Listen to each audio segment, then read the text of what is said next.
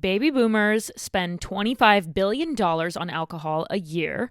Gen X spends $23.1 billion on alcohol a year. Millennials spend $23.4 billion on alcohol per year. And Gen Z spends $3.1 billion. You got 25, 23, 23, and then 3.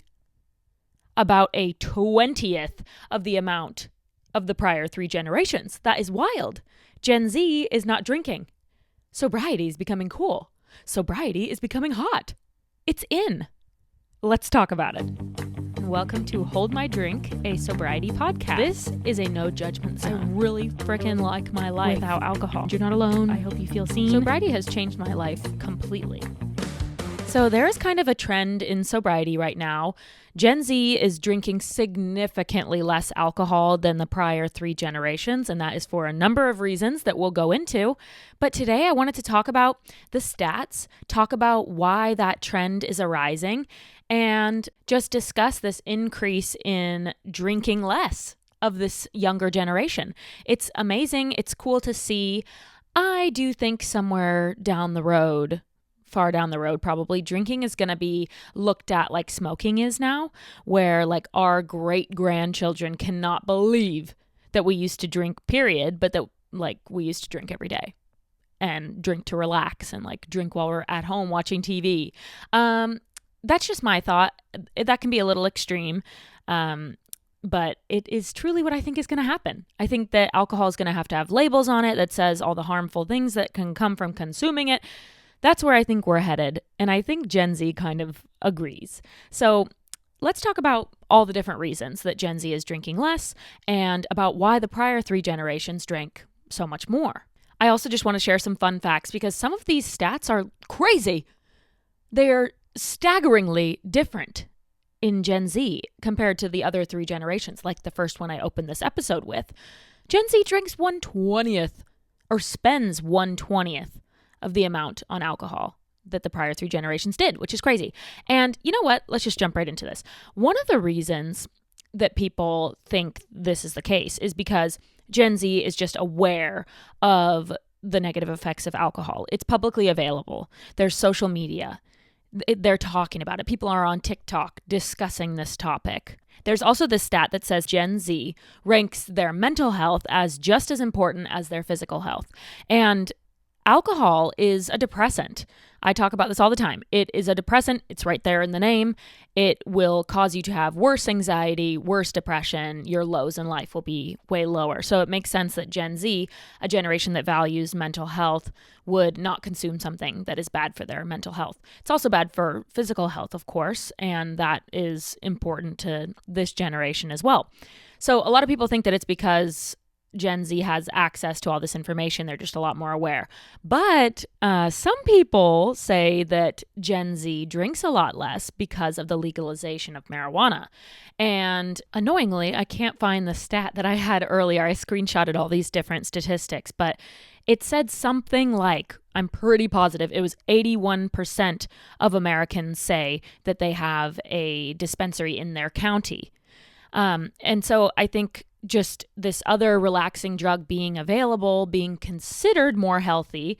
I have a lot of thoughts on THC as well, but I don't do THC. It's not something I'm going to participate in. And I think there's a lot of negative sides to that as well. And I think it's just as addictive as any other drugs or alcohol too. But with that said, it has brought down the amount of Gen Z people feeling that they need to drink alcohol to relax because they have other things to relax, the THC. I don't know if I can say that M word on Spotify without them canceling me. So I'm going to say THC. When it comes to millennials, they say that the younger group of millennials, so people currently under 35 years old, drink significantly less than the millennials over 35 years old. And I believe that range is 35 to 48. That is kind of the older range of millennials. And then you have ages 28 to 35 as the younger range of millennials. And the younger range of millennials is drinking a lot less than the older range. And a lot of people think that that is because during the millennial upbringing, The campaign started coming to schools like DARE, which was the, group against drugs. At my high school, I remember they brought a crashed drunk driving vehicle into the school to show us what could happen if you drive drunk. And so there's all these campaigns that were arising during the millennial upbringing. So they say that the key difference between how millennials drink and how the prior generation Gen X drinks is that millennials are aware of the negative effects of their drinking habits, whereas Gen X wasn't aware of it. Millennials still drink as much than Gen X, but millennials are aware of the negative effects of alcohol. Gen X was not. And then we have baby boomers ahead of them. And the reason that baby boomers drank a lot is because of World War II. They drank to relieve stress. They drank to have fun. In a time that was so dark, they turned to alcohol to enjoy themselves. So people were stressed. There was a big turn in culture at that point, and a lot of people turned to alcohol. And that consistency in drinking, or that trend in drinking, has continued for that generation well beyond the World War II era. According to alcoholhelp.com, over the past 2 decades, over the past 20 years, 65% of baby boomers continue to drink. And the number of these adults who are older than 65 have a 25% higher drinking rate than the national average. So the people older than 65, most of them drink in comparison to all the other age groups. A lot more older people do consume alcohol, especially compared to Gen Z, when, let me see if I can grab the stat, but a lot of Gen Z chooses not to drink. It says here that Gen Zers drink on average 20% less than millennials, and millennials drink less than the prior generations to them. It seems like people are growing up, becoming of age, they turn 21, and they're deciding to not pick up a drink in the first place. So Gen Z's parents are Gen X and baby boomers. And it says that Gen Zers watching their parents develop health complications from excess alcohol use may also be a driving force of why this younger generation is more conscious when it comes to alcohol consumption. Yeah, that definitely makes sense because the baby boomers are said to be the heavy drinkers, and we, young millennials and Gen Zers, grew up watching parents of our friends, our own parents, whatever, growing up with alcohol problems or alcohol overuse. And so I think a lot of these younger people are seeing that and saying, I don't want that to be me. Like maybe they had a relative pass from some sort of alcohol-related disease, and they said, that's not going to be me. And I see that a lot on social media, and people are sharing about that. So again, Gen Z, the generation of social media, they are talking about this, they are aware of this, and people are sharing it. It's a topic of conversation for them when it hasn't been a topic of conversation. I mean, sobriety is kind of common now, and saying that you don't drink isn't like some crazy shock. Oh my God, that's wild. People know what it is. People are like, okay, yeah, I've heard of other humans doing that. Makes sense. People understand the health risks of drinking alcohol, so they say, I understand why you wouldn't drink. Yes, that makes sense. Whereas I feel like 10 years ago, if you were sober, it was like, okay, you clearly have a problem. You're an alcoholic. You are troubled, and that's why you don't drink.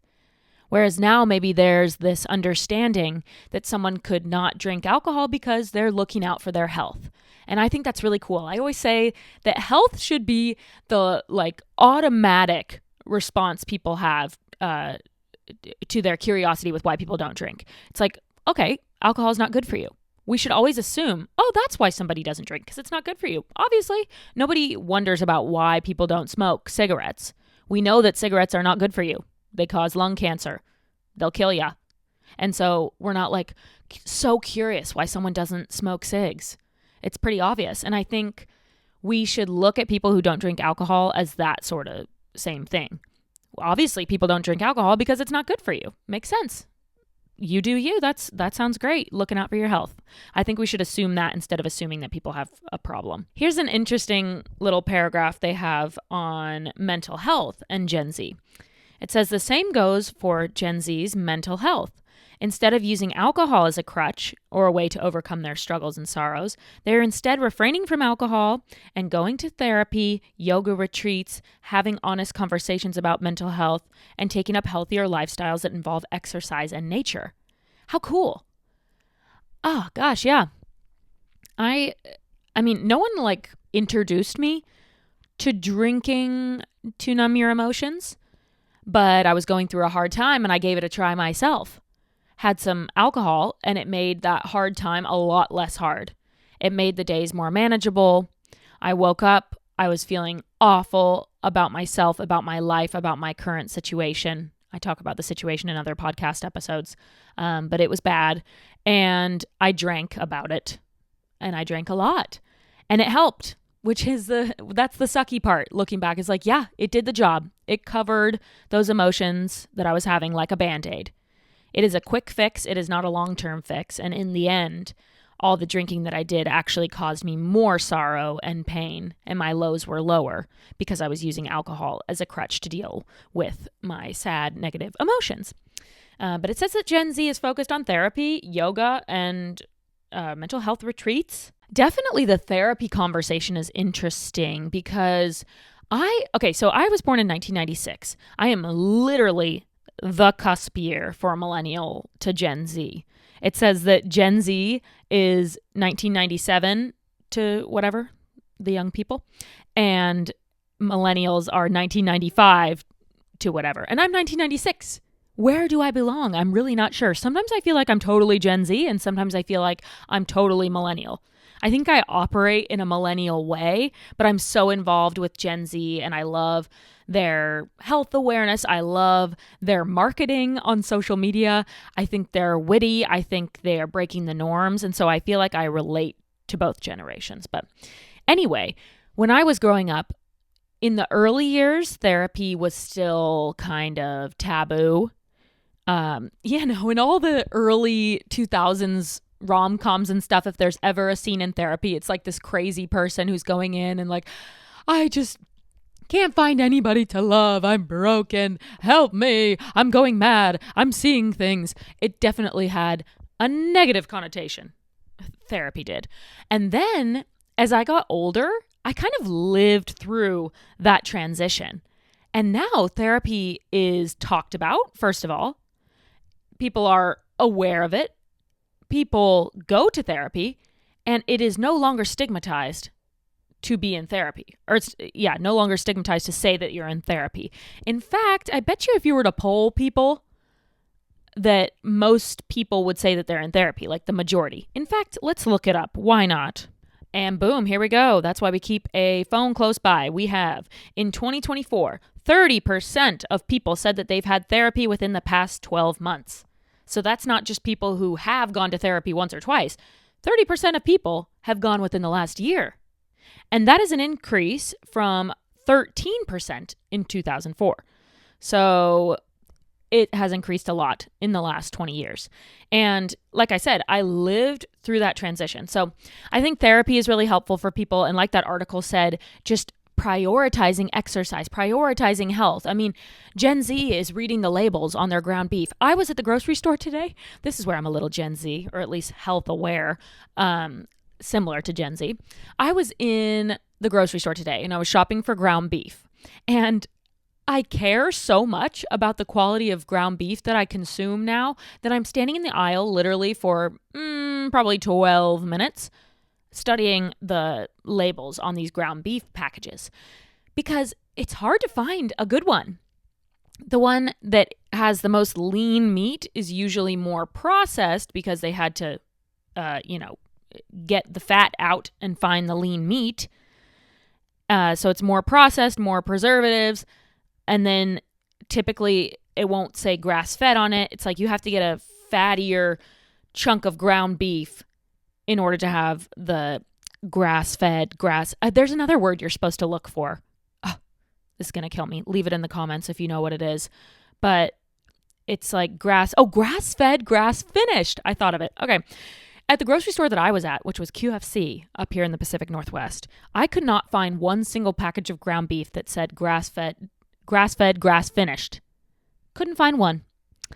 But I did find the Butcher's Blend, which when I went to their website, it said it was grass-fed, grass-finished. So yes, they do carry something. But then that meat was 80% lean, 20% fat or whatever.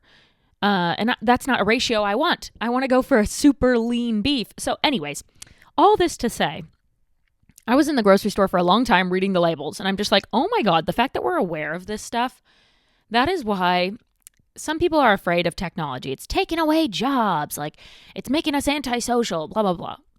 Whatever. Of course, there's negative sides to advancement in technology, but I personally believe that advancement in technology is always good for the progress of society. And the fact that we have social media and access to information at our fingertips, like I just looked up that stat. I was wondering how many people are in therapy. Oh my God, what would you have to do back in 1980 if you wanted to find out what percentage of Americans are in therapy? Like literally go stand on the side of the street and ask people and poll for 7 hours and get an average for at least your specific area of the world? Or go rent out a book from the library that maybe has a report that's outdated from 3 years ago? Oh my God, it would be so hard. My family and I talk about that all the time, how if you want to look up what something means, you used to have to go to the library and rent out the encyclopedia for the letter that you're looking to look up. How wild is that? I mean, that's just bizarre. And now we just pull up our phones and look it up and we have access to information right away. So back to the whole point of this episode, which is Gen Z drinking so much less than the prior generations. It's cool. It's a thing. And I read that Gen Z is kind of creating the sober curious movement. A higher percentage of people participate in things like Sober October or Dry January. People are just interested. It's sparked people's interest. There's enough data behind alcohol being bad for your brain, being bad for your body, being bad for your mental health, that Gen Z is paying attention and choosing to consume less, which I think is really interesting and really cool. As somebody who doesn't drink alcohol, it's cool to see mocktail bars popping up. And pretty much every bar I go to has a mocktail list. And they have non-alcoholic beers. You walk down the beer aisle at a grocery store and there's a whole section for non-alcoholic beers. There is a movement happening. And I feel like right now it's still a little bit ahead of the curve, but it's getting there. I mean, imagine when Gen Z is the parents and they're raising their kids without having alcohol around anywhere. Very interesting. What are the next two generations going to look like? What's Gen Alpha going to be like? Are they going to be so anti-alcohol, kind of like millennials are very anti-cigarettes?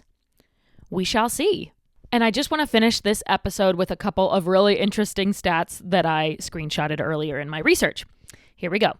21.5% of Gen Z do not drink alcohol. That's the stat I was looking for before. 21.5% of Gen Z do not drink alcohol. So cool. Almost a quarter of Gen Z people don't drink alcohol at all. At least in my personal experience, when I go out to weddings and parties and events, amongst the general population, let me just tell you, the people who are not drinking is a lot less than 21.5%. And I just want to throw this out there because I wanted to do a whole episode on this. When I find other sober people out at parties, out at events, it's really special. And I connect with those people and we have a little conversation. And it's so cool to connect with other sober people while it's still a niche community. Because it seems like it's not going to be so niche in a few years. I'm going to be one of many people at the wedding who don't drink. But nowadays, it's really special to connect with the other sober people in the room. All right, next stat. 39% of Gen Z drinks only occasionally. Okay, that's cool. That's cool. 50.3% of Gen Z drinks 2 to 3 days per week or only on the weekends. Wow.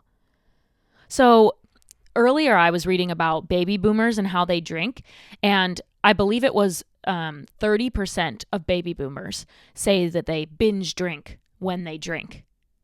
Now, that's a large percentage. 30%, not just saying that they drink, they overdo it and binge drink on the occasions that they do drink. And then you look at Gen Z, which is half of them only drink on the weekends or a couple days a week. That's so cool. So they're definitely prioritizing the moderation of alcohol consumption. And they're also popularizing sobriety in general. Next stat. Female Gen Zers are more likely to drink less than once a month or 1 to 3 times per month compared to men. Okay, cool. So all the female ladies are drinking like once a month in Gen Z. All the Gen Z ladies, that's what I meant to say. All the Gen Z ladies, they're not drinking that much. Cool. Good for you gals. Get it?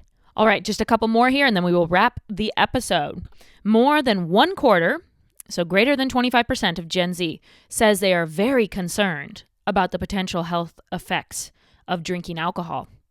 So most people, or no, not most, over 1/4 of Gen Z is very concerned. It says very concerned in quotations. I'm guessing they had like a sliding scale, sort of concerned, not concerned at all, very concerned. I'm guessing that's how it worked.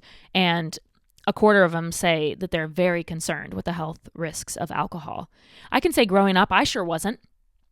We were taught that cigarettes are bad, drugs are bad, but we weren't taught that alcohol is bad. It's way too commercialized. There's way too much money in it. There's so many bars. There's so much alcohol available. It can't be bad for you, or at least that's how I kind of grew up thinking about it. All right, the last stat I will leave you with, almost 86% of the Gen Z population believe that their mental health is as significant as their physical health when considering drinking alcohol. So that's the stat that I was trying to remember earlier. Looks like I got it pretty much correct. 86%. So the vast majority of Gen Z believes that their mental health is just as important as their physical health when it comes to drinking alcohol. And I would just like to say that is something I have only become aware of in sobriety. So my mental health, I guess, wasn't as much of a factor when I first quit. The reason that I finally quit, I was battling with it for a long time. And some of those battles I had were to do with my mental health. But the reason that I said enough is enough is because I started having pain in my liver. And when that happened, I pretty quickly, like within 2 weeks, I think, I quit alcohol. I said, that's it. I'm not going to, drink myself to death. So the physical reason is why I said enough is enough. But in sobriety, I've learned so much more about the mental health side of things. There's an adjustment period when you get sober, and you might feel like crap for a while. But after you do get sober, your mental health, your mental clarity, your outlook on life, everything is so much better. You live a positive life. I'm going to make a whole episode on lucky girl syndrome, but let me just say you get a lot more lucky in life when you don't drink. When you're making a good choice for your health, for your life in general, like good things just happen to you.